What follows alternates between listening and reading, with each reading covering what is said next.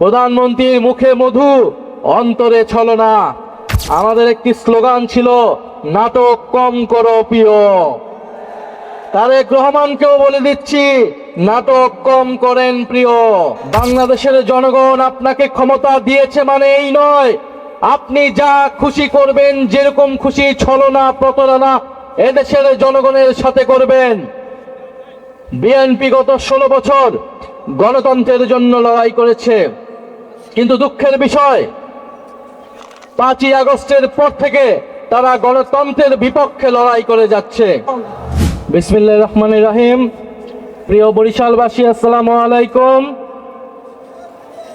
শেরেবাংলা ফজলুল হকের বরিশাল, আমরা সেই শেরেবাংলা ফজলুল হকেরই উত্তরসূরি। শেরেবাংলা ফজলুল হক এই বরিশালের সন্তান, যিনি জমিদারি প্রথার বিরুদ্ধে লড়াই সংগ্রাম করে এই বাংলার কৃষক প্রজার মুক্তি নিশ্চিত করেছিলেন, জমির অধিকার নিশ্চিত করেছিলেন।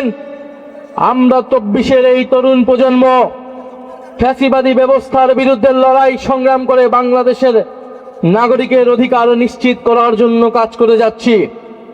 প্রিয় বরিশালবাসী, আজকে 11 দলের এই মহাসমাবেশ, আমরা অনেকগুলা বিভাগ ঘুরে ঘুরে আজকে বরিশালে জড়ো হয়েছি। সর্বশেষ আমাদের ঢাকায় মহাসমাবেশ অনুষ্ঠিত হবে, তারপরে প্রত্যেকটা জেলা, প্রত্যেকটা উপজেলায় আমাদের এই কর্মসূচি চলমান থাকবে। এবং এর মধ্যেও সরকার যদি গণভোটের রায়ের আলোকে জুলাই সনদ বাস্তবায়ন না করে, তাহলে গণ আন্দোলন এবং গণ অভ্যুত্থান পর্যন্ত যেতে আমরা বাধ্য হব। আমরা এখনো কোনো কঠোর কর্মসূচি দেই নাই, আমরা হরতাল অবরোধের মতো কর্মসূচি দেই নাই, কিন্তু যে কোনো সময়ে সেই ধরনের কর্মসূচি দেওয়ার জন্য আমাদের প্রস্তুতি রয়েছে।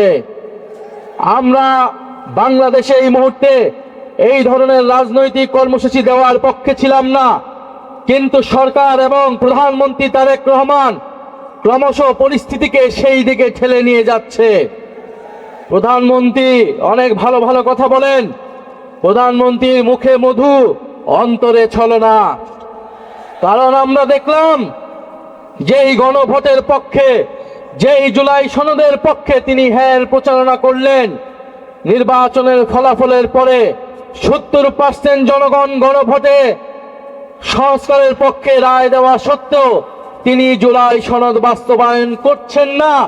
অন্যদিকে মুখে বলে যাচ্ছেন জুলাই সনদ অক্ষরে অক্ষরে বাস্তবায়ন করব। গণ অভ্যুত্থানের সময় আমাদের একটি স্লোগান ছিল, নাটক কম করো প্রিয়। তারেক রহমানকেও বলে দিচ্ছি, নাটক কম করেন প্রিয়। বাংলাদেশের জনগণ আপনাকে ক্ষমতা দিয়েছে মানে এই নয় আপনি যা খুশি করবেন, যেরকম খুশি ছলনা প্রতারণা এদেশের জনগণের সাথে করবেন। বিএনপি গত 16 বছর গণতন্ত্রের জন্য লড়াই করেছে, কিন্তু দুঃখের বিষয় 5ই আগস্টের পর থেকে তারা গণতন্ত্রের বিপক্ষে লড়াই করে যাচ্ছে। আসল কথা হচ্ছে, বিএনপি কখনোই গণতন্ত্রের পক্ষে ছিল না, তারা লড়াই করেছিল ক্ষমতার জন্য। তারা গণ অভ্যুত্থানে আমাদের সাথে কাঁধ মিলিয়েছিল ক্ষমতার জন্য, নিজেদের স্বার্থ হাসিলের জন্য। নির্বাচনের মাধ্যমে ক্ষমতা তাদের কুক্ষিগত হয়েছে। এখন তারা পরিবর্তনের কথা বলে না, এখন তারা সংস্কারের কথা বলে না, এখন তারা 31 দফার কথা বলে না, এখন তারা সংবিধান সংস্কার কমিশনের কথা বলে না, বরং এখন তারা বলছে তারা নাকি কোনোদিনই সংবিধান সংস্কারের কথা বলে নাই। অথচ তাদের 31 দফার প্রথম দফাটি হচ্ছে সংবিধান সংস্কার কমিশন গঠন করা হবে। অতএব সংবিধান সংশোধন কমিটির নামে যেই প্রহসন এই জাতির সাথে করা হচ্ছে, শেখ হাসিনা এই ধরনের প্রহসন করে আজকে তার পরিণতি হয়েছে সে দিল্লিতে আছে। বিএনপি সরকারকে আমরা বলে দিতে চাই, সংবিধান সংশোধনের নামে এই ধরনের প্রহসন বাংলাদেশের জনগণ মেনে নেবে না। সংবিধান সংস্কার করতে হবে। যদি আপনারা সংস্কারেও রাজি না হন, আমরা নতুন সংবিধানের দাবি উঠাবো, আমরা নতুন গণপরিষদ নির্বাচনের দাবি উঠাবো। ফলে ভুলে গেলে চলবে না, ঐক্যমত কমিশনে আপনারা ঐক্যমত হয়েছিলেন গণভোটের পক্ষে, সংবিধান সংস্কারের পক্ষে। প্রিয় বরিশালবাসী, আমরা জানি বরিশালে কর্মসংস্থান নাই। বরিশালের মানুষ ঢাকায় গিয়ে অনেক কষ্ট করে জীবন যাপন করে। বিএনপি সরকার তাদের ইস্তিহারে বলেছিল 18 মাসে তারা 1 কোটি কর্মসংস্থান নিশ্চিত করবে। 5 মাস হয়ে গিয়েছে, কয়টি কর্মসংস্থান নিশ্চিত হয়েছে? কয়টি চাকরি নিশ্চিত হয়েছে?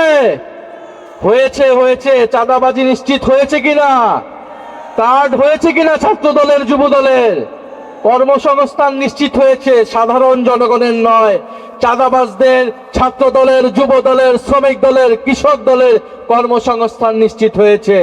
সাধারণ মানুষের কোনো কর্মসংস্থান নিশ্চিত হয় নাই প্রিয় বন্ধুগণ।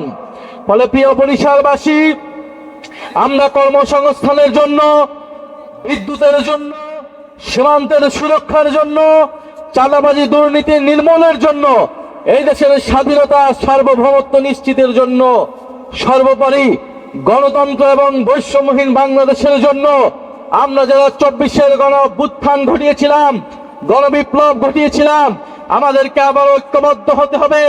আমাদের আবারও রাজপথে সংগ্রাম গড়ে তুলতে হবে। কারণ আমরা মনে করি এই জুলাই বিপ্লব যারা জীবন দিয়েছে, যারা শাহাদাত বরণ করেছে, তাদের আত্মত্যাগকে আমরা কোনোভাবেই বৃথা যেতে দেব না।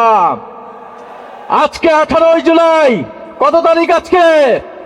18 জুলাই গণ অভ্যুত্থানের সেই ঐতিহাসিক দিন, যেদিন মীর মুগ্ধ ঢাকায় শাহাদাত বরণ করেছিলেন, শহীদ ফারহান ফায়াজ ঢাকায় শাহাদাত বরণ করেছিলেন।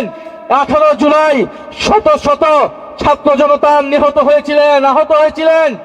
পাবলিক বিশ্ববিদ্যালয় যখন বন্ধ করে দেওয়া হয়েছিল, আমাদের প্রাইভেট বিশ্ববিদ্যালয়ের ভাই বোনেরা রাজপথে নেমে এই কোটা আন্দোলনকে গণ অভ্যুত্থান থেকে বিপ্লবে রূপান্তর করেছিল। আমরা আজকের সেই সমাবেশ থেকে আমাদের সেই প্রাইভেট বিশ্ববিদ্যালয়ের শিক্ষার্থী ভাই ও বন্ধুদের যারা শহীদ হয়েছে, যারা আহত হয়েছে, তাদেরকে আমরা শ্রদ্ধা ভরে স্মরণ করছি এবং আমরা ওয়াদা করছি আমাদের এবারের লড়াই, এবারের সংগ্রামে সংস্কারের পক্ষে, বিচার নিশ্চিতের পক্ষে আমরা সেই প্রাইভেট পাবলিক মাদ্রাসার শিক্ষার্থীদের, সেই শহীদদের আত্মত্যাগকে ধারণ করে এবারে আমাদের সফলতা আমরা অর্জন করব। জুলাই সনদ বাস্তবায়ন হবে, শেখ হাসিনা সহ গণহত্যাকারীদের বিচার নিশ্চিত হবে, দেশ থেকে দুর্নীতি বিলোপ হবে, আমাদের সীমান্তের সুরক্ষা নিশ্চিত হবে, দেশের সার্বভৌমত্ব নিশ্চিত হবে। দিল্লি কিংবা কোন দেশের তাবেদারি বাংলাদেশের সরকারকে, বাংলাদেশের রাষ্ট্রকে আমরা আর কোনোদিনই করতে দেব না। বরিশালের মানুষ ঐক্যবদ্ধ হন। বরিশাল থেকে যদি গণজাগরণ তৈরি হয়, ইনশাল্লাহ বাংলাদেশের পথে প্রান্তরে এই বিপ্লব ছড়িয়ে যাবে। ইনকিলাব, ইনকিলাব, এই ক্ষমতা না জনতা, ইয়া প্রশ্ন সংগ্রাম, ই দালালি না রাজা, দালালি না রাজপথ, গোলামি না আজাদি, তুমি কে, আমি কে, আমরা সবাই হাদি হব, এই যুগে যুগে লড়ে যাব। ইনকিলাব, ইনকিলাব।